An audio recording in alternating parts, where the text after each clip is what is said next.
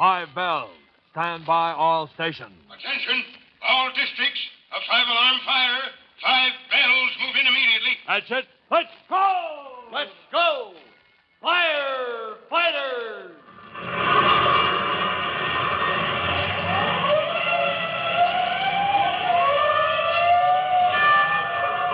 Presenting Firefighters, the true-to-life story of our unsung heroes who stand ready to ride by day or night against our most murderous enemy, the demon of fire.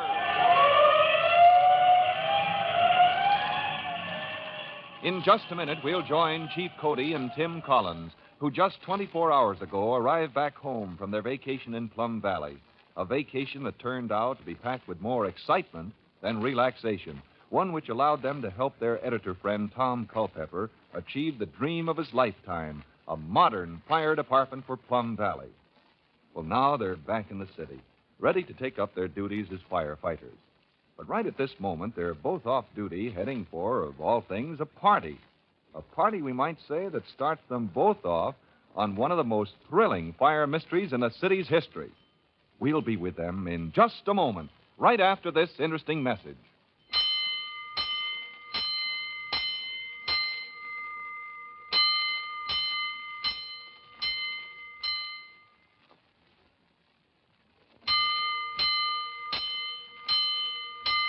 Let's go, firefighters.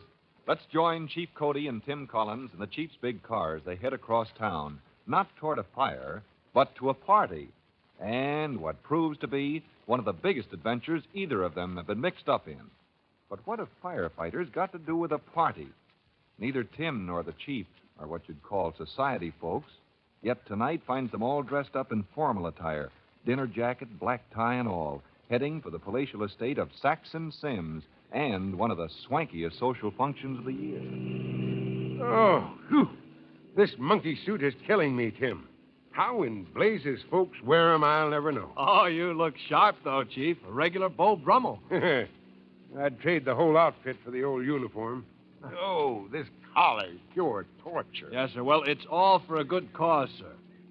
By the way, exactly who is this Saxon Sims who's throwing the affair? He's one of those philanthropists. You know, guy with a lot of money who wants to help out worthy causes. Well, he sure picked a worthy cause when he decided to give a party for the Firemen's Benefit Association. Must be a pretty good friend of the fire department's. There's a funny thing about that, though. I've been president of the Benefit Association for a number of years. Yes, sir. And this is the first time I've heard of Saxon Sims. Oh? Oh, I've known he was a wealthy man in town, has a big import-export business, owns a small steamship line, big wholesale warehouse. But this is the first time he's offered to do something for the firemen's benefit. I wonder how he happened to this year. Just heard about us, maybe. Called me up the other day.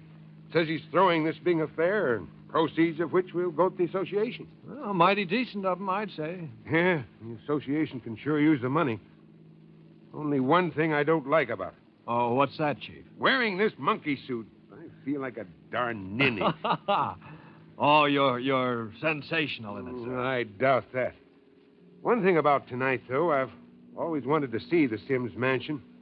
Say it's really something. Yes, sir. I've heard he's got everything automatic in the house. Electric eyes that open and close doors, sliding partitions and panels, and... Yeah, that's his hobby, I understand. Rigging up gadgets and electrical doodads. He's even invented and patented a number of devices. Uh-huh. Sounds like an interesting guy, sir. Yeah, might prove to be a very interesting evening. There's one thing I'm going to do for sure. Oh, yes, Chief? Ask inventor Saxon Sims to invent a wing collar that stretches. Minutes later, the Chief and Tim turn in a long, winding drive that leads up to a great stone mansion whose windows gleam with 100 lights, which testify to the great party in progress. The Chief brings his car to a stop before the front door, and he and Tim get out.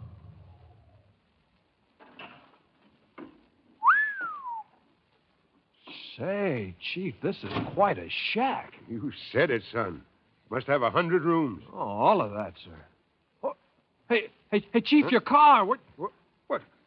Good grief, it's gone right before our very eyes. It vanished into thin air. Well, it was right here. We just got out of it, Chief. You lose something, gentlemen?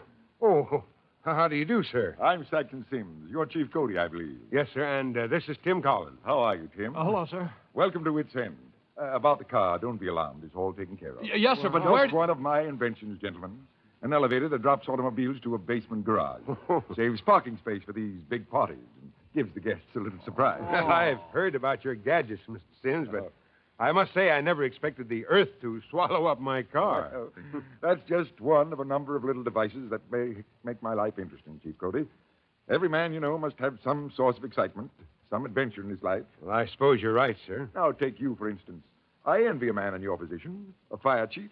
Your whole life's excitement, adventure. I'm afraid an awful lot of it's routine, just plain dull, though. Oh, you're just modest, Chief.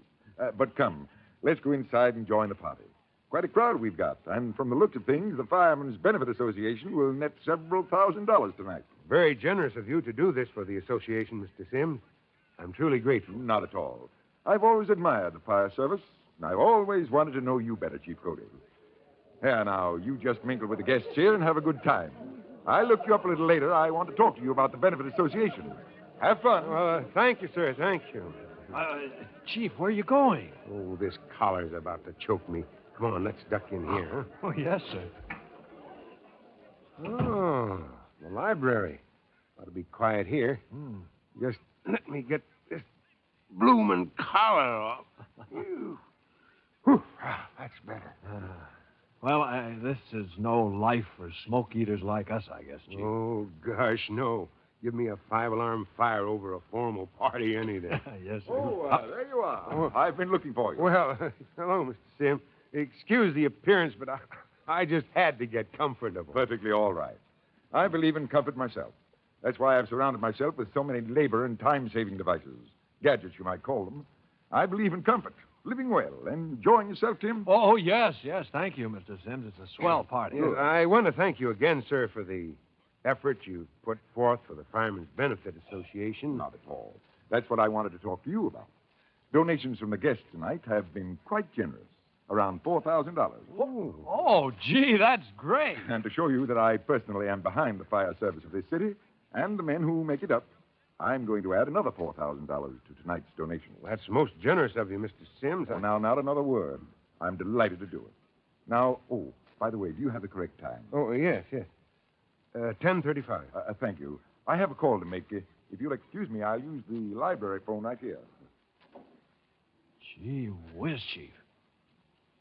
$8,000. That's a nice piece of money. That will do a lot for the association. Well, Mr. Sims is certainly a most unusual man, sir. Very generous one, to be sure. Well, my party doesn't answer, so I'll forget about it. Now then, I'm afraid I've neglected my duties as a host. What can I do for your further enjoyment of the evening? Oh, not a thing, Mr. Sims. Everything's fine. Oh, well, there is one thing. And what's that, Tim? Well, I've heard so much about the automatic gadgets in your home, sir. I was wondering if you'd like to see some of them. Yes, sir. Oh, but of course. And we can start right here in the library. You see this long wall of books? Oh, yes, sir. Mm-hmm. Well, I like books. I like to sit up late nights and read. But I'm a man of many sides, many interests. I also am an engineer by training, and I like to tinker in a workshop. So when I'm in a tinkering mood, I simply clap my hands so, and presto. Holy smoke, the wall. Well, what do you know about that? The sharp clap activates a delicate mechanism, and the wall swings back. And there's my workshop. Oh, it's a beauty, too. Oh, yes, sir. Gee, look at all the equipment. Lathes and drills. And now, if you'd like to see some more gadgets, come with me. Excuse me, please. Yes? Why, yes. Yes, he is. Just a moment. It's for you, Chief Cody. Oh, must be headquarters. Told him where I was. Chief Cody speaking. Yeah? I got it. Yeah, I'm on my way. Trouble, Chief? Looks like a bad fire down by the waterfront. I'm afraid we'll have to leave your nice party, Mr. Sims. Oh, I understand perfectly, Chief. You go right ahead. I'll order up your car. Well, thanks again for everything you've done. Not The at all. fire service will never forget your generosity. Come on, Tim. Let's get out to the waterfront. Seconds later, the chief is pushing his big car through the dark streets, heading for the piers. As he shoves the accelerator down, he says to Tim, Get headquarters on the radio, Tim. I want to check on that location again. They only had general information on the phone. Right, sir. Chief Cody, calling headquarters. Headquarters, go ahead. Headquarters, what's the exact location of waterfront fire? Waterfront fire in warehouse, southwest corner river in Marlboro. Right. Thanks, Headquarters. River and Good heavens. Well, what is it, Chief? You know what that building is, Tim? Well, no, sir. I'm afraid I don't recall. That's the warehouse owned by Saxon Sims. A strange coincidence, to say the least. On the very night the wealthy exporter Saxon Sims gives the big benefit party for the Firemen's Association, fire breaks out in his warehouse. We'll find out what lies behind this unusual coincidence very soon as we ride with Chief Cody and Tim to the big waterfront fire in the next true-to-life episode of The Firefighters.